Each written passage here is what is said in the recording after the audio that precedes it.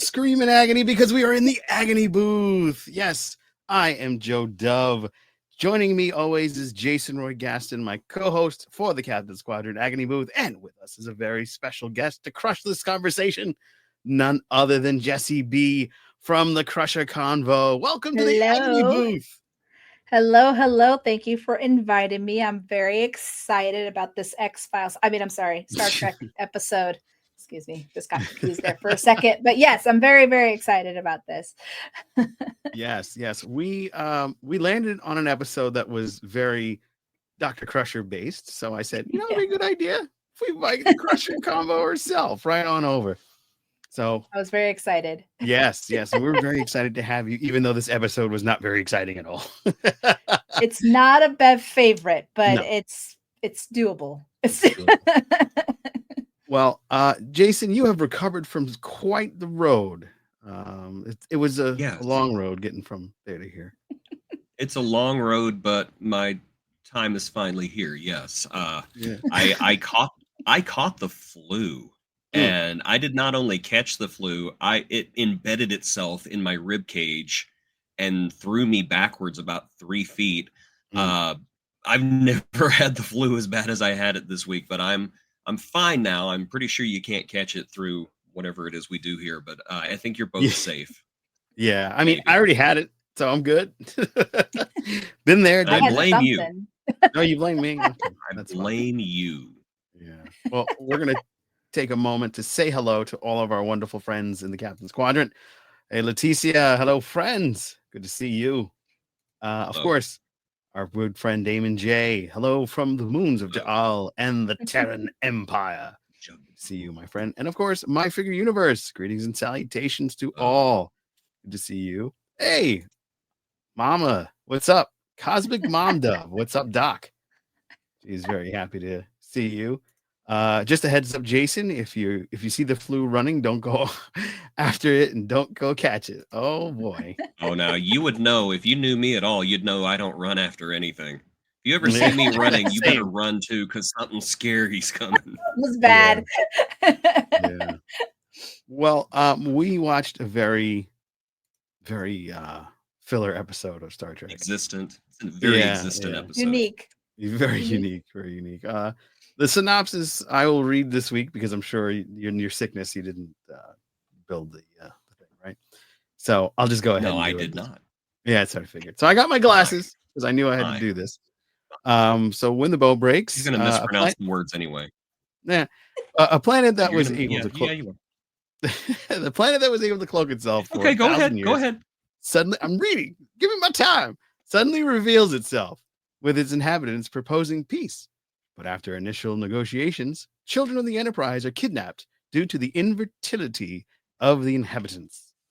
Yes. This whole episode, I was thinking, give me back my son!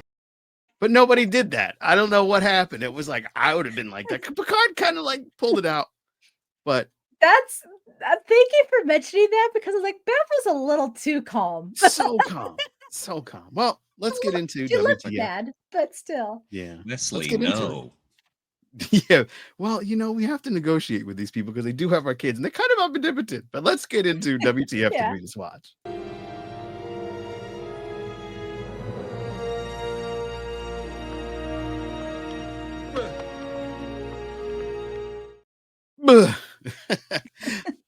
All right. WTF did we just watch? What the F did we just watch? Jason, you want to take it away before our guest? Oh my God. Well, what we just watched was basically a condemnation of the entire premise of the first season of Star Trek: The Next Generation. Why the hell with them on the Enterprise out into who knows where to do who knows what to meet who knows who? These are children. You don't take children on a ship going where you've never gone before. I mean, yeah, it's a nice idea for a ship that goes back and forth across the solar system. That's fine. It's the solar system. It's only threatened during season finales. But whenever you're just like in the stuff the whole time, leave the kids at home. And I think that this episode didn't really it just shows how neglectful and the hubris that goes along with that idea of just, yes, the Enterprise is a city in space where we can take our children with us. That's such a bad idea. It's an awful idea. It's a terrible, awful, terrible idea. And I'm kind of surprised that the Enterprise crew wasn't called out on it. I wanted to see one of the Aldeans just say, yeah, we took your kids. They're safe here. Are they safe on your ship, you monster? Consider us CPS. We have taken your children and we've made them safe. Yeah, it's not scary down here, Mom. This place never shakes. Yeah. But okay, but the episode itself, I'm sorry, I had to get out on that. No, thing of with course. my I understand it. I'm sure as a father. I get it. That Yes. This episode had. You okay? Oh, you're there. We Your see face is you. moving. Okay, I'm getting some There you go. interference on this side. The Aldeans must be raising their cloaking device. It had some Maybe they interesting don't agree ideas, with but you. it was ideas we've seen a million times before. Yeah.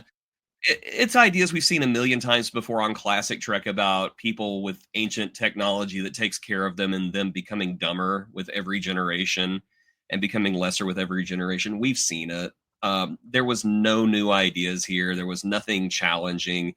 It was just, oh no, they've taken our children. Let's go down and talk to them. But in the meantime, let's take out their computer. We'll go talk to it and put it into a paradox so it sparks and explodes. That will be really cool. But yeah, that's it. That's all I think. It's just it's something we've seen, and I was not surprised by it. All right, Jesse. Yeah, it's again, this isn't a very top Beverly Crusher episode because, as I mentioned earlier, like she was a little too calm. And then, as you're saying, this just showcases why you shouldn't have your kids on the ship. I mean, later, like I think in season 6, what was it, Rascals, when the Ferengis all like, this is very dangerous and this is why. Like they pointed at me, and the Ferengi are like, what are you doing? But the concept of just, we're going to steal your children so they can reproduce for us. And it was like 3 boys and 4 girls. And I'm all like, that's Somebody's getting two. I know. I was all like, are they just gonna be, this is like the long ladder episode, kind of like one woman with 4 husbands kind of situation. I was like, I don't know how this is gonna work. They're children. Well, I mean, when they get older. When they get older, but they're children. That's the goal for them. I don't know. It's just so weird. And like it was just, yeah. And then of course they picked the smartest kid on the ship. Yeah. Who's going to totally be like, I figured out their computer. Like it's like domino effect. They were their own demise from the start. And yeah, just the concept for them to think that they could just there was something that Troy said. She saw like humans are what did she say? She said something like humans are like overly attached to their children or something like that. I'm like, shouldn't all species be like that? Yeah. Oh, humans. They're so attached to their children. We just throw our arms out the airlock. You know? Attached to them, so they totally sell their children. Yeah, I can see that's true. That is very true. But yeah, it's unique. It's unique. Yeah. I love the camera shots though. There were some really cool camera shots. Even the Worf one was pretty cool. But we'll get into that in the redeeming features section. I don't know. I saw this and I was like, oh wow, that's cool. A lot of these actors are still acting today, like Jerry Hardin. I was like, I know him. He's been in a ton of stuff. And then I really caught Brenda Strong because she recently was on the Supergirl show as Lex Luthor's sister. And she looks the same. And this is 40 years ago. So I'm like, how? I think she's using the children for something else because her facial features, everything looks exactly the same. And I'm super impressed by it. Other than that, it was like, yo, you guys are way too chill. I like the one curly haired ensign when they took her daughter, and her daughter just kind of was like, nah, screw you, mom, and was just becoming one with the alien, the same woman that I just talked about. She Yeah. was like, I even put her on the cover because she's over there playing with the magic squares and circles and stars. And she's just like all kissing the new lady. He was like, "You're my new mom now. I'm cool with it. Let's forget about the people with the Enterprise. They put me in danger all the time. So let's just go with Yeah. you." And Yeah, I no thought that was, stranger danger for her. yeah, there's no such thing as stranger danger in on the Starship Enterprise, I suppose. But yeah, that tripped me out. I was so shocked by it. And then how dope is Wesley Crusher to like figure out the computer, hook up the Enterprise with a way to get out of it, and just nail it. Wesley is the MVP of this episode for sure. Absolutely. But the rest of the crew was way too calm. Picard kind of like went off a little bit, and that was kind of cool, even though he really not a fan of children. But I Right. was just like you're gonna let your kids get snatched and then like not bombard the planet with some phasers, pew pew, like none of that. They were just like, oh, okay, well, we'll figure it out. I don't know, man. Compensation that will buy them some time. Yeah, yeah. He kind of reminded me of my brother. My brother is not a cat person, and we used to live together. And I had a cat, of course, and it's just all the time was, I hate that cat. The cat's stupid. I hate that cat. I hate that cat. One day the cat got out, and we were driving down the road looking for him, and he's complaining about the cat. And I can't believe we're out here looking for the cat.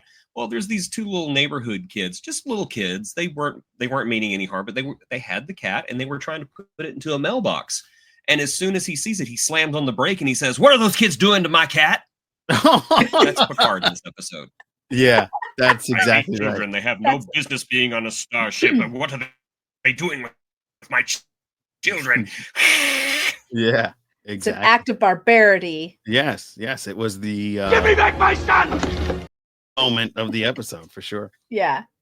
I mean, and Beverly did do her part in the sense that she figured out what was wrong with them. Right. She saved but the day. she did save the day in that sense. But Wesley, as you say, being the MVP because he kind of just prolonged it, like where they were on strike and he's like trying to keep them together and not separated and stuff. Like he was taking care of those kids like right off the bat. Yeah, totally. All right, let us move on to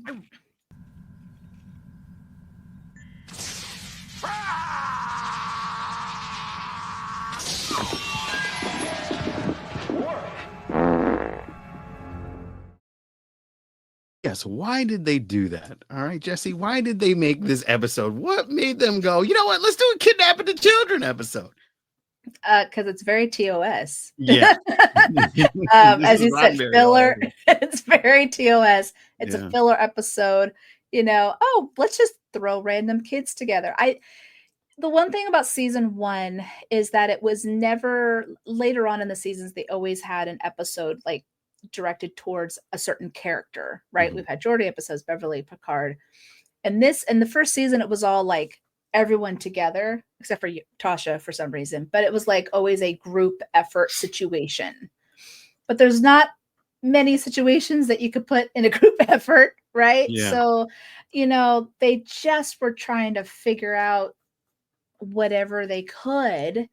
And this just didn't stick the landing because it just didn't make sense. I feel like just the concept of them just saying, we're just going to steal your children and we'll raise them and get them older and then they'll have babies and then we'll continue on.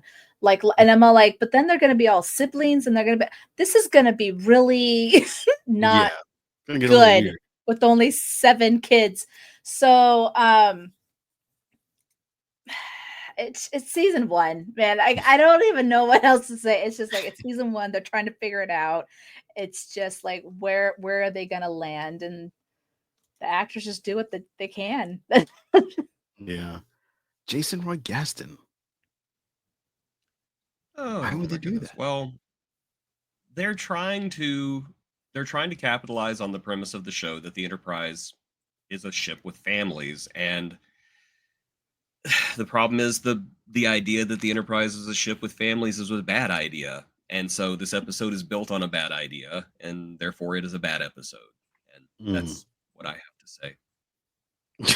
I'm sorry. I Short- wish I could say more. Short and sweet. To the point. To the point. I Yeah, did want to add earlier, whenever we were having the delay for a second, that there is a great Wesley scene in the episode whenever Beverly comes in to check on him, and she surreptitiously hands him the medical scanner, and he goes over there and he talks about, yes, we're being taken really good care of, and while he's talking, he's scanning her, and then he gives it back to his mom. I just love the way that the Crushers tag team that, and they do it without a word, and I just thought that was fantastic. Yeah, well, go ahead. No, I was gonna say, I love that scene too. I just thought it was like kind of funny how the woman didn't see the wand like right there. Yeah, she's like, she "Oh, even yes, kind of looked it's at it so like, nice." oh, She's like, you're being so nice. And then what's even fun, and this is totally not even part of the episode, but I thought it was kind of weird when they're showing Beverly's hand pull out the wand from the tricorder. That's not Gates's hand. no. They got like a hand model. Do her hands because it's very long nails, not her hands, and I'm all, why? But that's We lost him. we lost him. We lost him. The cloak went back, and he's now cloaked. Yeah, he's cloaked right now. He's cloaked right now. Well, I got to say, there's a real interesting moment that I think happened. Besides that, is they have like a interesting transporter. He has returned, but his devices are not connected. There's a really interesting moment with the transporters, how they kind of like go from place to place in that one little spot. Mm-hmm. But then why do they have the ones on their arms? If they're there, they don't need them anymore, but they still, like, why would they do that? If they can just go in that little center, like, threshold. It's their mobile emitters. It looked like they were mobile emitters. So is this a conspiracy too? Are they all holograms? Yeah. Oh boy, that's a whole. We're getting deeper in the lines. Blurring Oh the my lines. goodness. But yeah, it just didn't make sense to me that they had this like special transporter arm thing and then still use that threshold transporter to go different spots on the planet. It's like, well, why do you need both? If you got one, why do you need the other? A little redundant, don't you think? Anyone? I honestly, I think they're addicted to their devices just like we are today. You know, they carry their cell phones with them everywhere. Literally, yeah. This is my iPhone transporter 12. I mean, swear to you, I'll be at the computer doing something on Threads and I'm on my phone doing something on like Blue Sky, right? Like it just, even though I could do both. I don't know. I think I just kind of thought it was like their turbo lift in a sense, because they were going to their quarters. So that's how I took it, that it was a little different than their mobile emitters on their arm can take them off the planet onto the Enterprise versus that. But and then it's almost kind of like how it's a little different, like site to site transport, you know? Yeah. Where like you would have to use the transporter to go somewhere else, but you could do a site to site if you need to. So you could be somewhere on the ship and then go to the. So that's kind of how I took it. But the technobabble is not my thing. Not your forte. It's not. So I try, but okay. The other thing with this episode that really was like, oh, why did they do that? Is suddenly they have this like power, this like light that just goes, you know what, Enterprise, goodbye, and it just sends them like light years, or a couple light years away. It took them 3 days to come back. Mm-hmm. And I was like, wow, they were that needed powerful. That special effect shot for Q-Who. Really? It was the same shot? Yeah, same special effect shot. Wow. Wow. Well, I mean, yeah, it did kind of do the same thing. Just put you over there, go away for a little bit. But I just thought that was wild, because it's like, if I had that power, I would just give me your kids and then push them away and don't talk to anybody, you know? And then recloak, and that's it. I got your kids.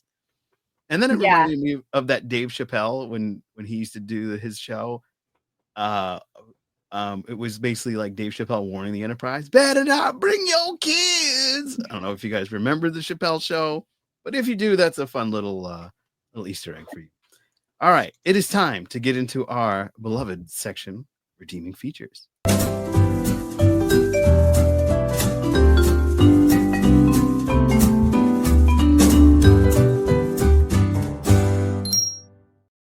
Now, nothing like the twinkle of Tom Paris's eye. I love Tessa's face there where she's like, what am I looking at right now?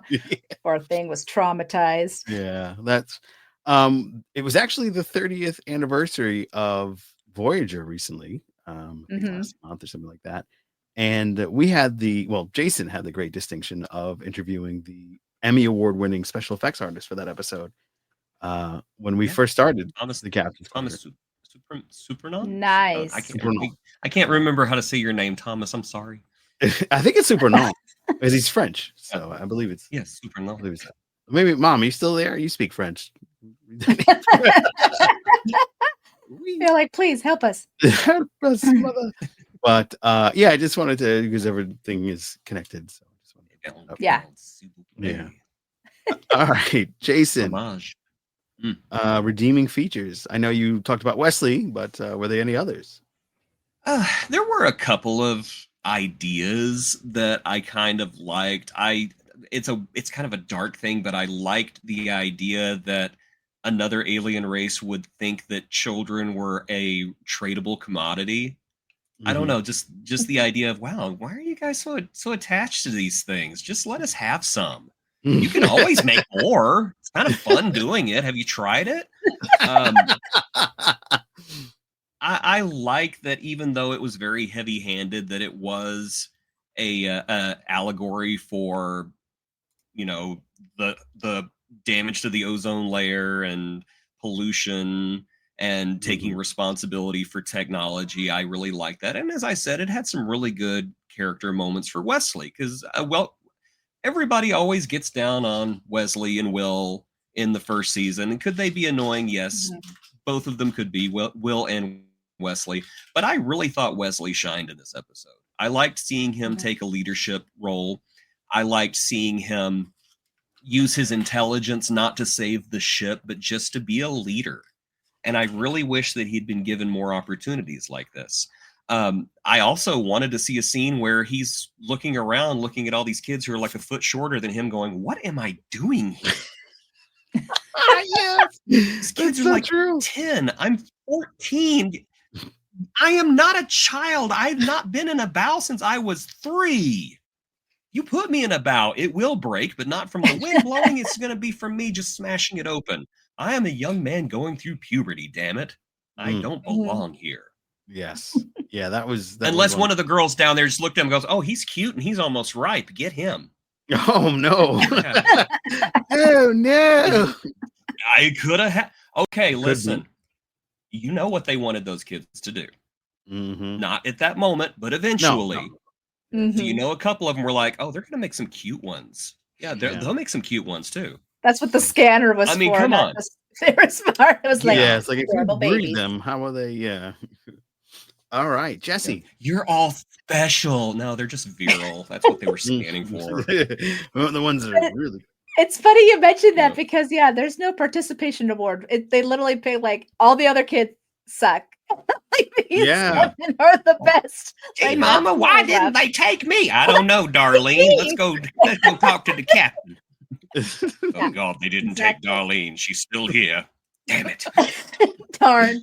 No, so I'm glad moment we could fumigate that deck. I'm glad you mentioned the ozone layer because I thought that was interesting too, because she said 21st century ozone layer, things like that. I was like, oh, nice that they added that. And also about how they heavily relied on technology, which we're seeing that now, right? Yeah. So I liked this episode's almost 40 years ago, and they had that idea that this could be a problem. So I'm going to actually say why I call this the X-Files episode. And it's not just because of, they're literally snatching children like an alien would take, but Kim Manners directed this episode, who was a huge big deal for X-Files, who did like over 50 episodes of directing. And he was pivotal to the success of X-Files. And he was very big on those close-up shots and things like that. And, the scanning around. So I was really excited because then also Jerry Hardin, who was also in X-Files, he played Deep Throat in season 1. And he was very pivotal to Mulder's story. So And this is all before, because X-Files started, I believe, in 93, and this is in 87, 88. Yeah. So, but yeah, I called the X-Files episode just because of those two little Easter eggs, and it does kind of have an X-Files feel, right? There's these aliens that are like, we're just going to take your children and we're going to send you away. And, not really grasping the concept of like, what's the big deal? We'll give you compensation. Like, and their compensation was, we're going to give you technology that's going to take you centuries to learn. And it's like, that's not even that's way more than apples and oranges. That's pineapples and avocados. Like that's very not the same thing. And they just saw the children as a commodity. It wasn't like special to them. Right.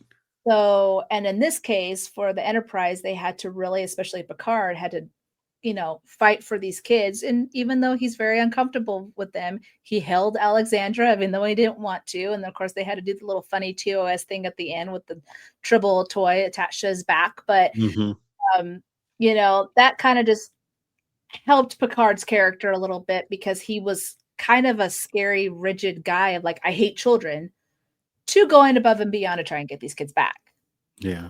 So I think that kind of helped Picard's character in that sense, even though there are a lot of flaws in the story and just how it went down. But as Jason said, Wesley shined, Bev helped, and Picard's character was redeemed when it came to hating children. Right.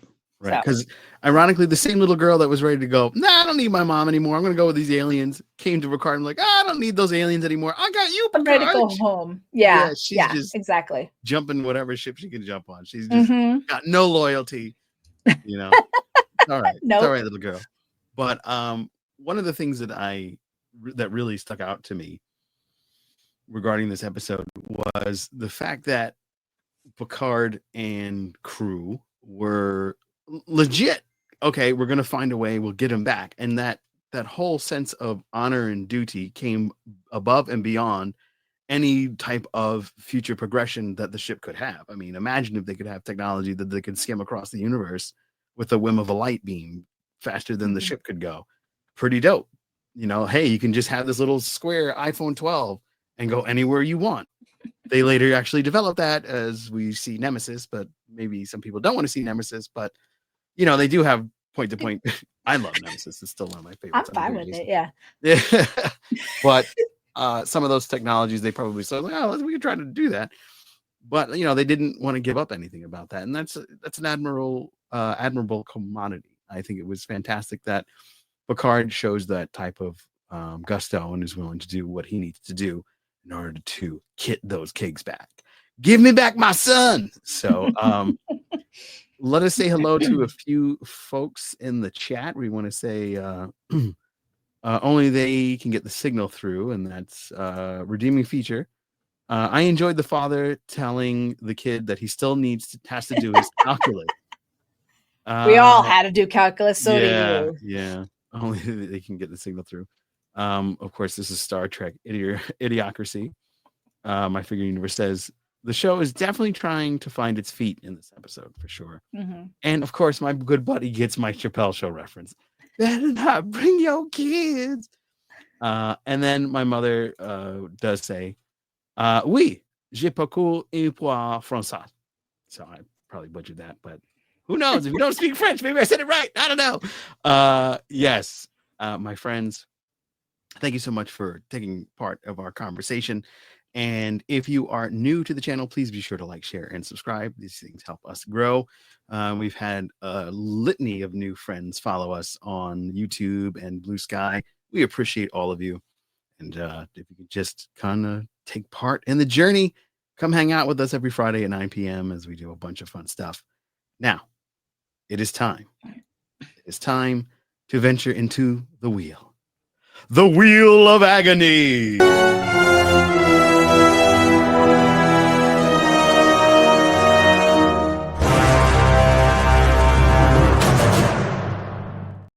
It is the return of Daddy Worf, and I got this presentation to play right this time. And I'm feeling good about myself. I'm going to pat myself on the back because I know Aussie Jason would be proud. Or he would say, you messed it up, you bugger. I don't know.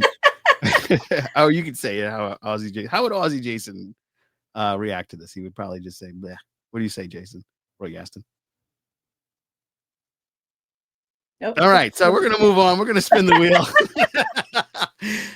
We have added a new episode, and let's see what we end up on. It is the February, the Love Month, Black History Month. So it will fall into something in that realm. We do have some green ones, just so you know. The green ones are not Agony booths. They're kind of like an ecstasy booth. But Oh, yeah. And I think we have like a couple of episodes we never finished because of the strike.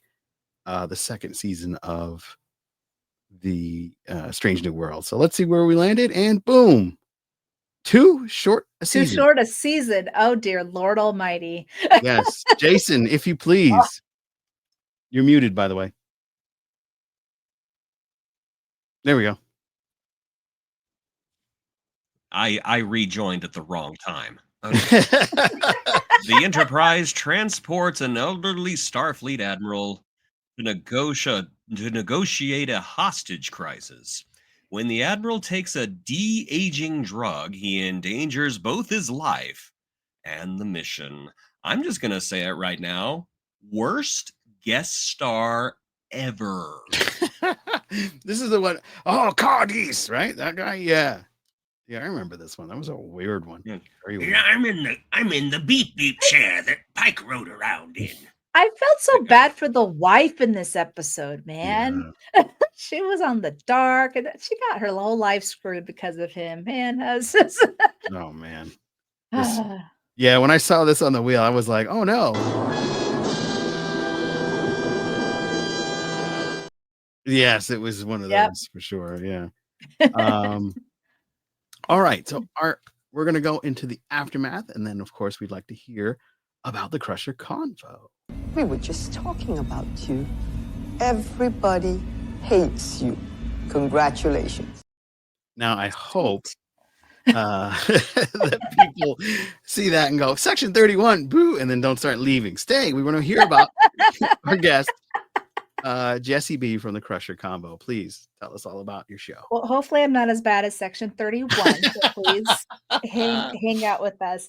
But no, yes, my podcast is Crusher Convo, where I deep dive Star Trek, all of Star Trek, through the eyes of Dr. Beverly Crusher and the Crusher family. And season 3 is starting up on February 21st. Perfect. And I'm going to have special guest Lori from Trek Movie. And we are going to talk about Holodeck Fun and the Bride of Chaotica. So I'm very excited about that. But I started to think that we kind of are a double feature because I am 5 p.m. on Fridays, 5 p.m. my time. So it's 4 p.m. Eastern? Was it Pacific Standard Time. Oh, you're in Cali? And then I'm in Idaho, actually. So I'm okay. Mountain. Yeah, so 4 p.m. Pacific. But then you guys are 6 p.m. Pacific. So yeah, so you know, you see me first and then head over to Captain's Quadrant and you get a double feature. There you go. Still all that Trek void right in there. All that Trek stuff on Friday night, right before the fun weekend. But yeah, check me out. See me on YouTube. I'm on Threads, Instagram, TikTok, and Blue Sky. So yes. And then we've known each other quite a long time off of the former Twitter space.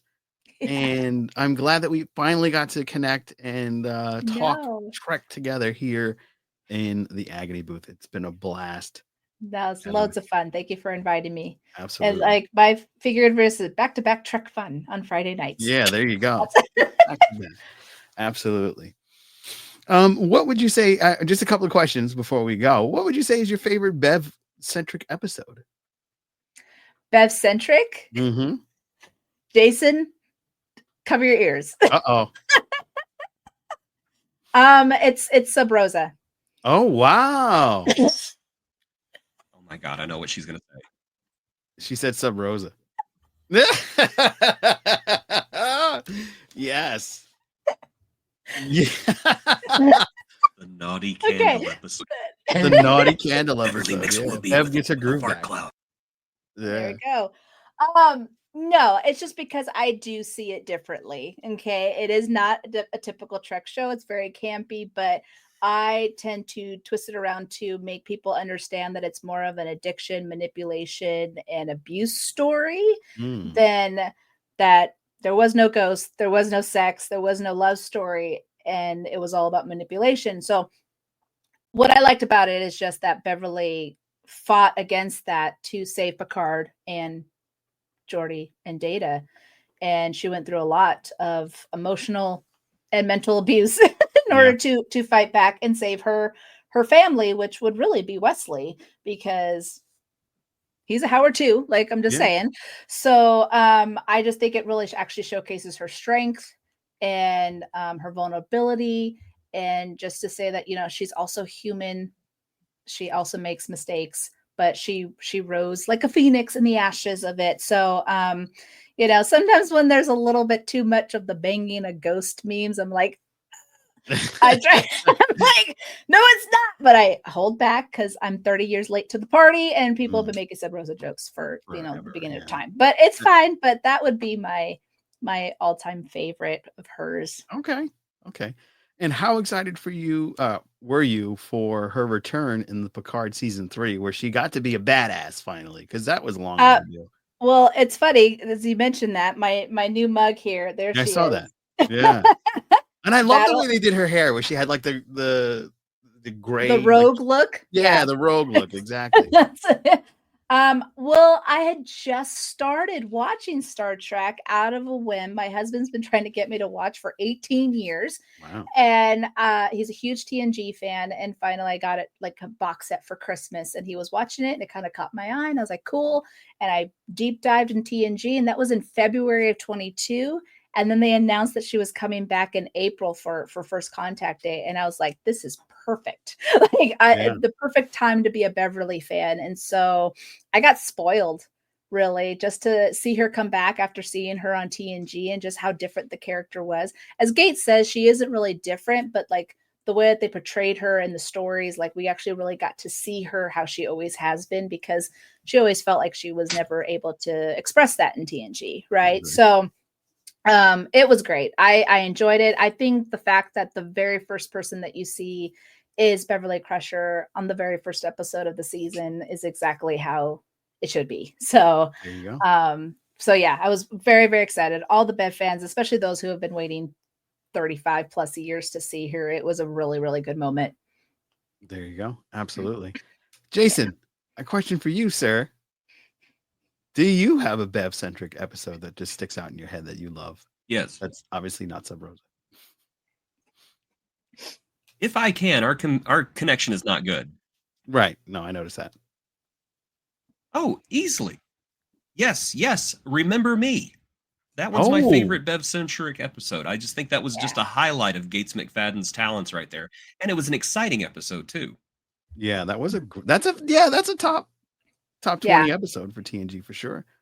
Yeah, absolutely. It is. Absolutely. All right. And then one last thing I'm going to mention is we both had the opportunity to meet Gates McFadden in person. I was shocked at how friendly you guys are like stuttering like you've been hit by lightning. Yeah. Oh, she's super nice. And what was your experience like when you met her? Did you have a long line like I did and everything? So my experience was interesting because I decided to go to Vegas in 2022 after I saw TNG for the first time. And at first meeting her wasn't a great experience for me, not because of her. She did nothing wrong.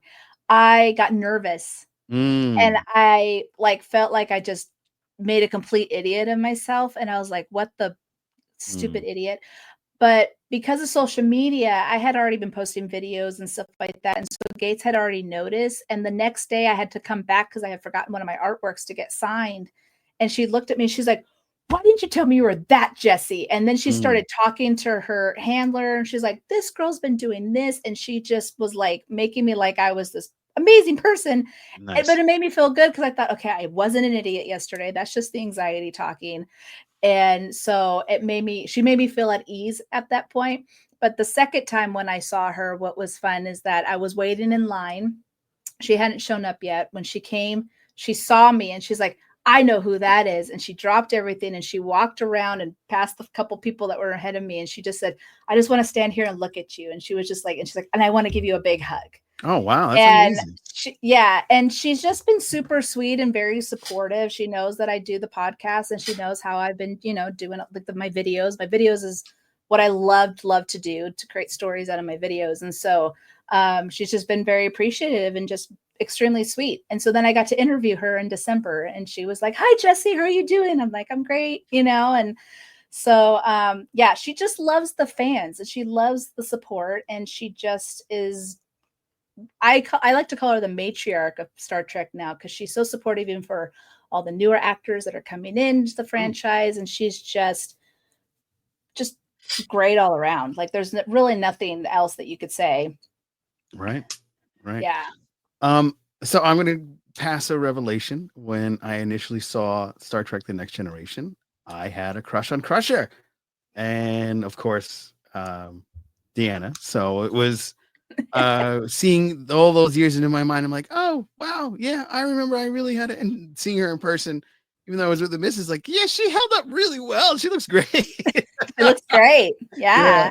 So that was just a fun moment in time. It was like, oh, wow, I'm sure. I'm getting to meet all these people I've seen on TV and be on stage with them in some cases, as we did in last summer. But unfortunately, Jason Roy-Gaston had a plane delay and couldn't join us on the stage for that. Oh no. Yeah, that sucked.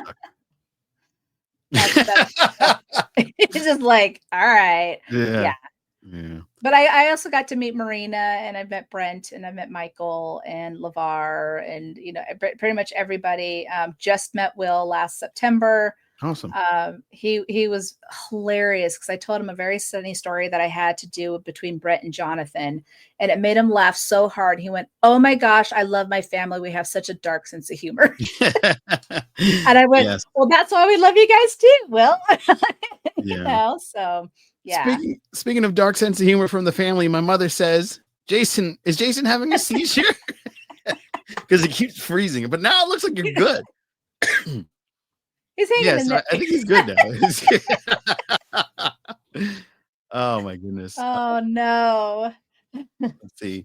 Honestly, I thought you would say, remember me. Okay. Who, me? Yeah. That's a good way to look at it. And of course, my favorite universe is, have you ever seen the interviews on the bonus features of Dirty Dancing video DVDs? That would probably be for you, because Gabe McFadden did the choreography for that movie. Oh, for Labyrinth. No, Dirty Dancing. She didn't do I know she did Labyrinth. She did Labyrinth, but I don't recall Dirty Dancing ever being on her. I mean, I could be wrong. Mm-hmm. But I don't ever recall it being on her list. But I have seen the bonus features of the Labyrinth. Yes. Okay. Because she also did the puppet movement and stuff like that for that. She said it was a very long year, but like one of the best experience of her life. But now I have Dirty Dancing, so I'm gonna go look just in case. Yeah, just in case. Yeah.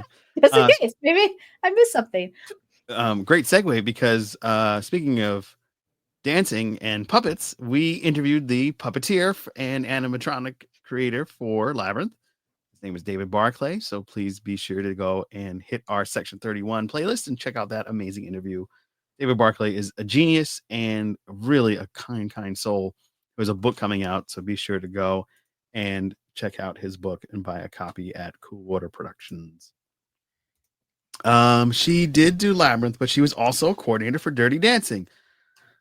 I'm at the director and once talked to him about it. So I'm assuming he met the director and he spoke to him. Yeah. Wow. So yeah, now you got to go and get that DVD and check that out. Gotta go find it. I gotta go find. I mean, I love my Dirty Dancing. So yeah. I had the time of my anyway. This is totally off topic, but I remember my sister.